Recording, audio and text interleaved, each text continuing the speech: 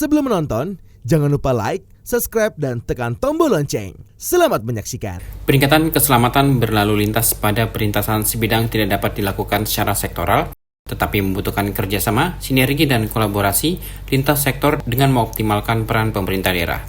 Hal tersebut disampaikan Menteri Perhubungan Budi Karya Sumadi saat membuka fokus group discussion tentang keselamatan di perlintasan sebidang yang diadakan Badan Kebijakan Transportasi di kantor Kementerian Perhubungan Jakarta. Menhub menambahkan peningkatan keselamatan pada perlintasan sebidang bukan hanya menjadi tanggung jawab dari Kementerian Perhubungan, tapi memerlukan dukungan dan kerjasama dari para pihak yang menyelenggarakan jalan dan lalu lintas.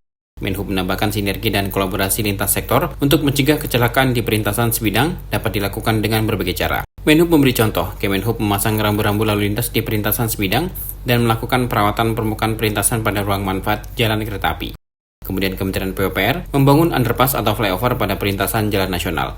Sejalan dengan itu, Pemda juga dapat melakukan intervensi yang sama pada jalan provinsi, jalan kabupaten atau kota, dan jalan desa sesuai kewenangannya. Peran pemerintah daerah sangat diperlukan dalam upaya peningkatan keselamatan pengguna jalan, mengingat sebagian besar kecelakaan lalu lintas terjadi di jalan daerah. Hal ini berbanding lurus dengan rasio panjang jalan di Indonesia, di mana 90,82% status jalan di Indonesia merupakan jalan provinsi, kabupaten, dan kota. Menhub pun mengapresiasi FGD yang diselenggarakan oleh BKT bersama stakeholder terkait. Menurutnya, kegiatan tersebut dapat memperkuat koordinasi kelembagaan antara pemerintah pusat dan pemerintah daerah dalam rangka mewujudkan keselamatan bagi pengguna jalan yang melintas di perlintasan sebidang.